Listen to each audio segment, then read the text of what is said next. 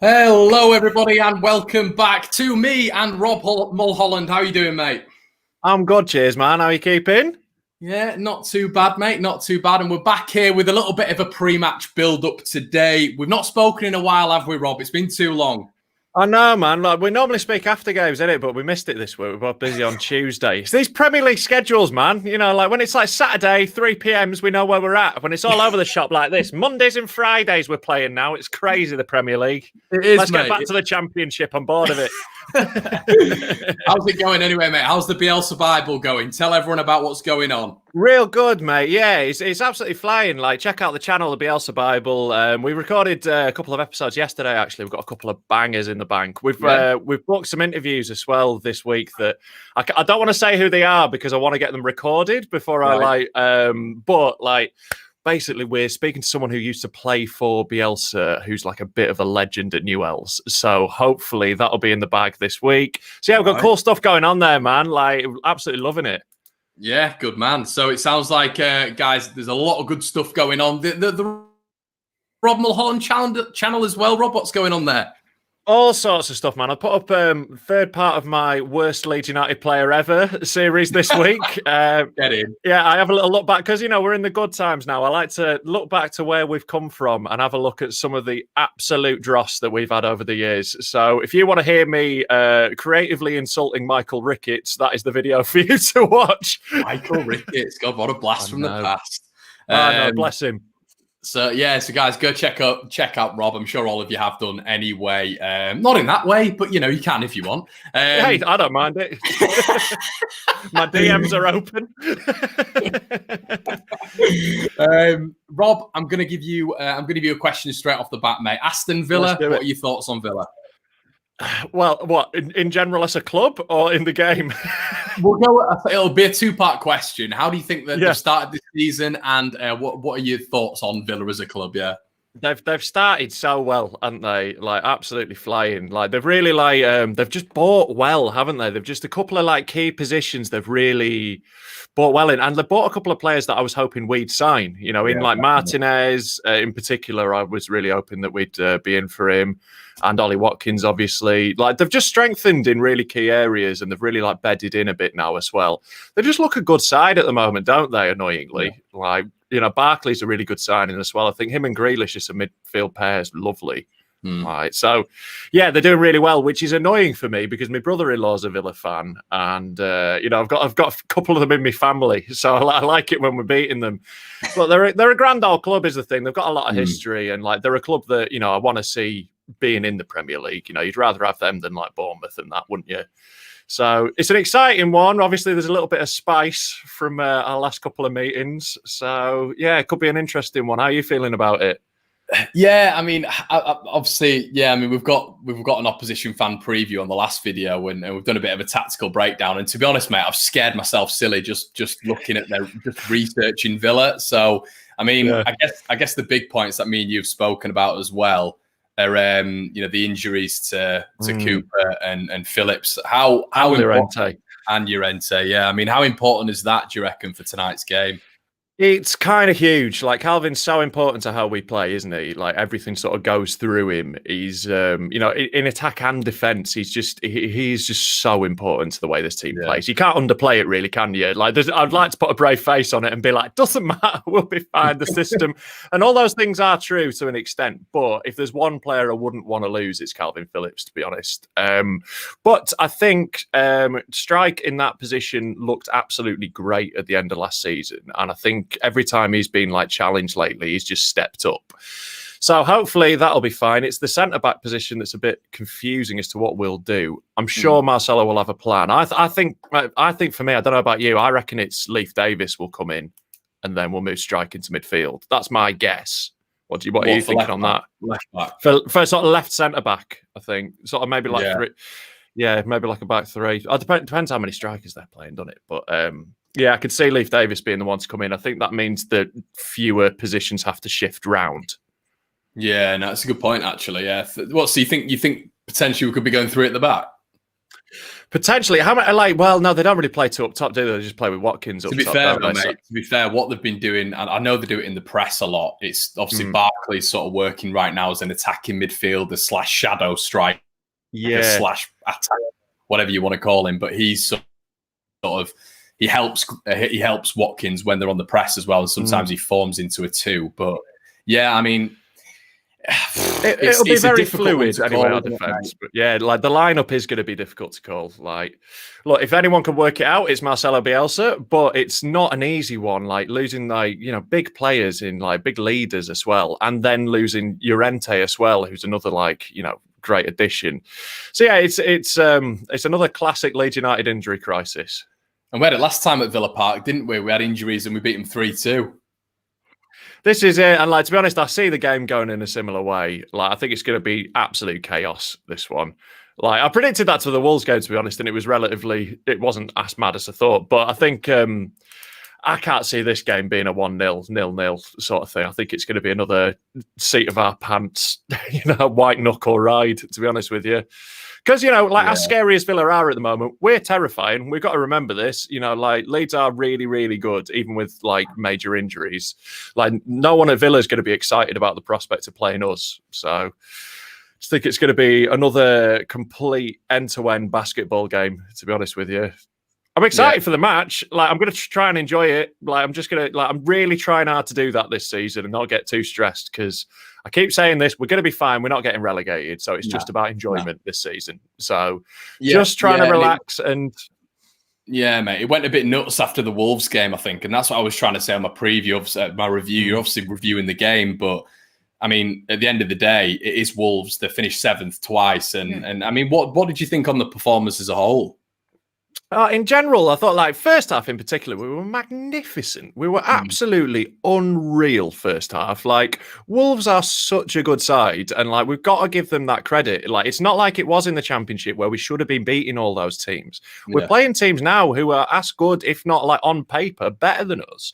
We've got to remember that the level of quality that Wolves had, you could just see how hard they were to break down, how organised, how well marshalled they were. Their defense was unreal, and then just having that quality on the break, they just looked a really good side, even though they let us have a lot of the ball. That was their strategy. Now, that was how they were playing. So I think it was one of those where you got to give credit to Wolves as much as we were unlucky. We could have easily won that game, and I think we played really well for a lot of it. So I'm not too gutted about it. Obviously, I would hope we would got those 3 points, but Wolves are a really, really good side. So I don't think it's that much of an issue. We're on to the next, innit? And we spoke about it before, didn't we? I sort of mentioned it in terms of these next 4 games being completely different in terms of counter-attacking teams. What are your sort of thoughts on that going into the Villa game?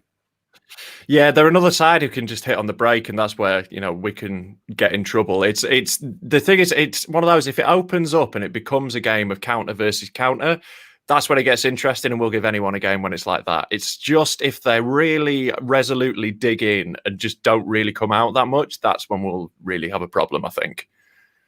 Yeah, I agree with you. It kind of depends on the early phases, doesn't it? It kind of depends how it goes. If we get an early goal, we'll be absolutely golden because then they've got to come out to us. But it's another one where I can't I'm struggling to give a firm prediction on it because I can see it going any sort of way this game. I think it'll be an exciting match, but I can't really confidently say we're going to win or confidently say we're going to lose.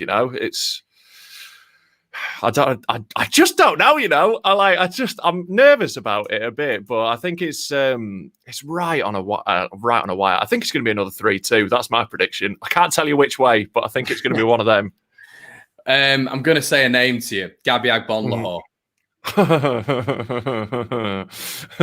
What's he doing, Rob? Rob, what's he doing? Well, the thing with Gabby Agbonlahor is he's not very bright, is he? He's not he's not like an intellectual of the game. He's not someone he's not someone who was renowned in his playing career for his wise and sharp opinions. He's just another idiot trying to make himself a career on TalkSport by talking absolute rubbish. It's what TalkSport do. I made Twitter so much better for myself recently by just muting TalkSport. Because that's all they do. They go on there and they say stupid things about Leeds because we all retweet them and go, what are they saying here? And that's their business model. It's just saying crap. So Agbonlah's just trying to do that, and he's just trying to provoke a reaction by just. It's just so dumb and so ill-informed and based on nothing. And I think he's a moron.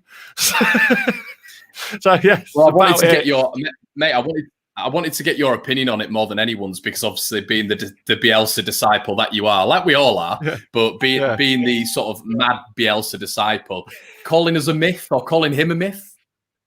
I mean, like, it's just so ridiculous. It just shows that you, like, it's one of those where it's so laughable, it's like hard to engage with properly, because it just shows you just don't know anything. It just shows that you haven't actually experienced who Marcelo Bielsa is. You don't know anything of his history. Like, it's an argument I can't really have with someone, because anyone who's informed, anyone who knows half a thing about Marcelo Bielsa says he's the greatest coach on earth. If Pep Guardiola is saying he's the greatest coach on earth, and Gabby Agbonlahor is saying he's a myth, I know which of those two I respect the opinion on football of more. You know, it's just, I don't care what he says. He's stupid. He is a proper. Probably Gabby, isn't it? Gabby over Pep. Yeah, this is it, man. Yeah, I'll go with the bottom set window licker anytime. Oh god, I set you up. There's Villa fans who subscribe to the channel, and I know they're going to hate that, but I had to bring it up. Sorry, but mate, in terms of the game, how do you see sort of the first half panning out? Well, this is one. I think it'll be another one where we look to get control of it and pin it back. I think like Dean Smith is a smart man, and I don't think he'll be coming out all guns blazing against us and looking to give us any space. I think it might well go in a similar pattern to Wolves at first. It all depends on when the goal comes, doesn't it, with these sort of games for us? Like, it sort of really changes the pattern. If we manage to nick one, then the game just opens up and becomes chaos. Whereas if they nick one, they could easily just try and shut it down and, you know, stifle it. But I think we'll get on the front foot. We'll get some control. We'll put in a ton of crosses and probably not score from any of them. But no, like, I think it'll be one of those. I think we will, you know, we'll play as we always do, and we'll come out on the front foot and look to put our foot on their throat and just get that sort of control. So we'll see how it goes. Like, I've absolutely, just really struggling to put an actual firm prediction on this, because I think we're definitely good enough to beat them, but they've really got some quality and they're in a great run of form at the moment. So hard to say, innit? What are your thoughts on? Obviously, you know, we're not sort of up playing him, but you've got to say, like, he's a very good player in Grealish. What do we do as a team to stop him? Well, normally we'd just have Calvin Phillips there, and he'd just sort of mark him out the game, you know. Like that. Normally, he's on the left though now, isn't he, Rob? He's on the left now, though, isn't he? He is, but that doesn't really matter to us in a defensive transition, like where anyone is. You know, we'll just whoever's on him, we'll be on him. I mean, like I would assume, like with him being out on the left, you'd assume he'd be given to Ayling, and just Luke Ayling will not leave his side for the whole game. And look, if he can mark Sadio Mane out of the game, he can do it to Jack Grealish. So, you know, I would assume that's it. Do you think Ayling will sort of revert into either a back three or a back two, and it could be Dallas? It could be, yeah. That could be the way we could go. We could end up with like Alioski left back, Dallas right back, couldn't we? Like that could be a way of it. And like Stuart Dallas tracking him might be what Bielsa's thought is. You know, I think that'll kind of depend on that. Like Ayling as a centre back gives me heart palpitations because he's not staying still. Like, I love it, but like there's this little like move Ayling always does where he lays off the ball and he just sort of sets himself to like sprint. He just does a little like gathering of energy. I don't know if you know what I mean. Watch it next time. Ayling just like. Yeah, he just gets like a little, like it's like his feet are running on the spot for a second, and you just know he's about to hair the entire length of the pitch. When I see him doing that as a centre back, I'm just like, like I love Bielsa ball, and I know how it works, but still, it's it's a scary one in the centre back. Look, I still have ultimate faith though, and I think however we set up, we will give him a right old game. But yeah, it will be either Dallas or Ayling will be sat on Grealish for the entire game, I would assume, and not leave him. So yeah, like Dallas might actually be the choice there. Like it might actually be, like just having that more, he will just sit on him and just keep that discipline. So yeah, that might be how it pans out. I think they'll be quite fluid though with that. Though. I imagine Grealish will be interchanging, Barkley will be rotating with them. So yeah, it'll be a lot of chaos at the back. It's the back line. I just do not know what it's going to be. And I could see, Bielsa fully surprising us. It could be like someone out of the youth. It could be anything. Like the lineup tonight, honestly, could be anything. I have no idea how to call it. Yeah, it's a big game for Bamford tonight, isn't it? As well, the back line they've only conceded 2. They've had 3 out of 4 clean sheets. Obviously, brought in Emi Martinez as well, the goalkeeper from Arsenal. That I know me and you were talking about. It's a big game for him, isn't it? It is, yeah. He got a little bit marked out of the game in the last against Wolves. Like it was just he didn't get a lot of supply to him as well. They just defended so well. It was a tough game for him. So yeah, it's another one where it could be quite difficult because they are so solid at the back. So it's about taking chances, isn't it? Like if we get one, we've got to just nick it away. So fingers crossed for him. I hope it plays out. So we'll probably be starting with a similar lineup going forward, I'd imagine. I don't imagine we'd change much up top. Like I think we'll probably start with Rodrigo again in the hole. Would you think? So do you not think Pablo or Rafinha come in? No? Probably not to start. I mean, like I would assume Bielsa would stick with, you know, as many players as he can in the forward lines. I would be shocked if Rafinha and Hernandez didn't feature. But I think this is how it'll go this season as well. I don't think Hernandez will start that many games. Because I think Bielsa will like him picking up those just extra bits of space in the second half. And like that's when, you know, Hernandez can be absolutely devastating. So, and he's still working back to fitness, you know, and he's not a spring chicken now, so it might take him a little bit longer to, you know, fully recover. It's something I've noticed in my 30s. It takes a bit longer now if I hurt myself. He changed it. He changed it when he came on, though. For me, again, Pablo. Oh, he always does. He's just, you know, we all know how incredible he is and how much influence he can have on a game. So, you know, I'm always so reassured to see him coming on. It's always just like, it's nice, like getting your favourite blanket around you, isn't it? Watching Hernandez coming on. It's like, everything's going to be all right. It's going to be okay. No, it's a good point, mate. I think it's definitely going to be end to end. Yeah, I mean, they've brought in some good additions, haven't they? Matty Cash. I think they've got an established centre-back partnership as well, which is just massive, isn't it? Do you think? Yeah. A question I wanted to ask you as well. Who do you think's the better player out of Cooper and Struijk? Oh, that's interesting. Like because I think like Cooper's a fantastic player and a leader. I think they're just really different profiles of player. Like I think like technically and like I think Struijk's probably a better player, you know, in terms of like natural ability on the ball and like his technique. But in terms of a leader and marshalling a defense and, you know, just that combative nature of Cooper, I think that is hugely important to how we are. And, you know, I'm not trying to diminish his technical abilities as well. His passing's fantastic. You know, he's completely flourished under Bielsa. But like, you know, Struijk's come from Ajax, you know, he's just got that like, his touch is really good and just his range of passing is really impressive, Struijk. So I had to say, man, it's nice to have both of them in the squad. And like, I've been really enjoying watching Struijk just step up and step up and step up. Because obviously after that Cardiff game last year, we were all like, that's why I wanted to ask you the question, because I'm a little bit like a lot of people are talking about Cooper, and I guess it is that question, isn't it? It's either leadership or quality. I'm not saying Cooper doesn't have any, but I think a better left-sided centre back is Struijk, but he doesn't have that leadership capability. So where's the balance? What's more important? Well, I think, like, to be honest with you, like, I think Cooper's hugely important to the team and like the group as a whole. And I think if he's fit, I don't think there's any real question that you wouldn't play Cooper. Just because, like, you know, football's a game of psychology as well as physicality, and I think that like leadership really matters. Like when we're under the cosh, I want Liam Cooper there rallying the boys, you know, and like organising things as well. He's got that experience. He knows how to read the game really well. He's just got those like years in his legs. And he just really like, obviously he's really respected by the rest of the team. So yeah, like I'm always reassured to see Liam Cooper there, but it's dead nice that we've got Struijk, who when Calvin or Cooper isn't there, we're now comfortable that he can step up and fill that role. And like, you know, it's in that Phillips role. I think that might be his best position. He looked so good in those games at the end of the season. He just looked classy. So like we're interested to see him there again. A bit of a Rolls Royce in there, wasn't he? I don't know what. Can you remember if his distribution was sort of A grade like Calvin was? I can't remember. Oh yeah, like some of his passing. This is what really blew me away with him at the end of last season. There was one pass he played against Derby where he played in. I think he played in Harrison to get a 1-on-1. I might be wrong on the player that he played in. But it was so classy. I honestly thought Hernandez had done it until I saw the replay. Right. And if I think Pablo Hernandez has played a pass, you know it's a good one. Like, so yeah, he's really got that range. He's got that technique where he can just pick the long passes. And this was like a through ball through, like cutting the lines as well. So he's got that vision. He's got that technique. I think he can really perform there. And he's physically so commanding, Strike. You know, he's a big old lad, isn't he? Like, he's a big solid lump. So yeah, I think he'll do. I think he'll be absolutely comfortable there. I think he'll really just completely fly. Look at me cursing him now.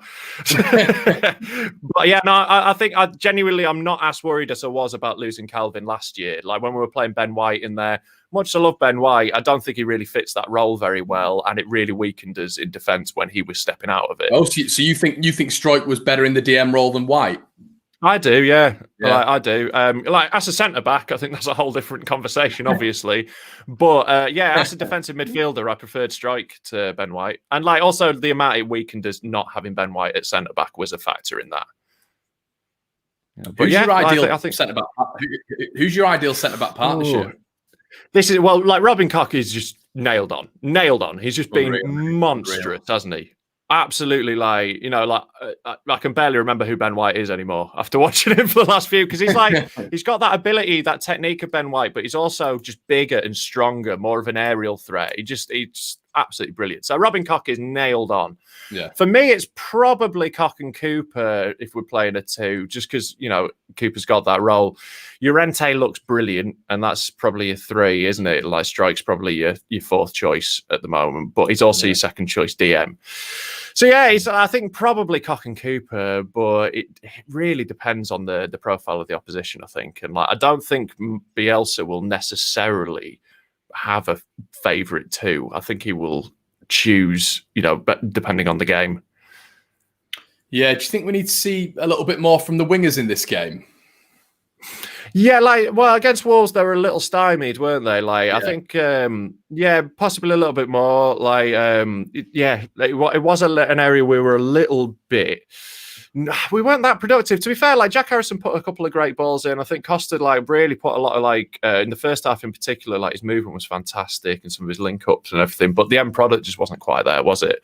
No. So hopefully more. But I think we'll play in a different way to how we played against Wolves. It was a really weird way we played. I enjoyed it, but we just basically just vacated the centre, didn't we? And just had it was a rubbish game, wasn't it? It wasn't the classic I was hoping for. Like I was like, this one's going to be an absolute banger. But yeah, it just didn't quite pan out like that because they were just really stodgy and just broke us down a lot. So yeah, I think it was a difficult one. It's hard to particularly blame anyone, any one position in the last game. I think we played all right. It was a tough game and we just narrowly lost it. I think it was just one of them, you know. I don't think there was anyone particularly at fault overall. Yeah, we just couldn't collectively break them down, could we? We just couldn't do it. They were just really good, really well organised at the back. And like Connor Cody's got to be England's first choice centre back now, hasn't he? Surely he'd fit into our lineup so well, wouldn't he? Oh, I'd love Connor Cody to be in our team. And like, this is what's so annoying, right? Very, very minor diversion onto the England team. Just play Mings and Cody as your centre back pairing. Come on, like surely at this point, you know. Yeah. So yeah, we've got to face another one of those tonight. And he was. Oh, sorry about that. Sorry about that, guys. It's Gabby Bonlaho giving you a call. Come on the channel. A feature. But yeah, mate, I thought, you know, with Mings as well, we've got to. I like the set piece variation, didn't you? I think we've got to keep that up against a strong Villa defence as well. Just sort of intertwining and interchanging a little bit more instead of the lump balls into massive centre halves. Yeah, we looked a lot better with that. And we do have more of a threat from set pieces now. Like with like Robin and like Llorente when he's playing is more of a threat. So we do just have that physicality. Strike's going to be more of a threat in the air. So yeah, he is actually an option for us now. Yeah, definitely. And last but not least, mate, can we get your score predictions? Go on then. All right, I'll it's 3-2. I'm going to go for a Leeds United win. Come on, 3-2. Yeah, I'm going to go for a 2-1 Leeds win. Leif Davis diving header last minute. Love it. If that happens, my shirt's off. I'm running around the park. And of course, you can watch it on IPTV. Where are you watching it, mate? I'm going to be pirating it. I am because I'm going to chuck my cash to the food bank charity. I think that's an absolutely amazing thing to do. And sod pay-per-view, they can shove it up their batty. So I'm going to, definitely, I'm going to be pirating it. Yeah, I've done the same thing today, mate. I've sent some to the child charity, and it's I mean, yeah, it's great a beautiful thing to do. Yeah, definitely great. Yeah, cause, like big up the Newcastle fans for coming up with the idea in the first place. We gave them I'll give a sneak preview on this week's Bielsa Bible. We gave them Saint of the Week for that, and yeah, we're glad to be copying them and hopefully raising even more money. And yeah, give it to a food bank. Don't give it to the Premier League for that. We can't encourage them to be charging 15 quid a game on top of all these subscriptions anyway. Yeah. Sodom, no, too greedy. Don't pay it. Pirate it. Like I might tweet some links out so people can pirate it for free. I don't care. Rob Mulholland is blocked. Yeah, exactly, man. Yeah, let's get my Twitter account shut down. Well, that's seen as a badge of honor nowadays, isn't it? Yeah, this is it, man. I'm a bad boy rebel on the internet. Couldn't care less. Yeah, mate. Right, okay, guys, we're gonna leave it there. Rob, I'm sure we'll do a review at some point, mate. And thank you so much for coming on. Guys, as well, go check Rob out. You know where to go. Rob Mulholland YouTube channel or Bielsa Bible. So good at the minute. So go check all that good stuff out. Guys, thank you so much. Make sure you check out the Patreon, PayPal, and merchandise. And we'll see you in a bit. Cheers.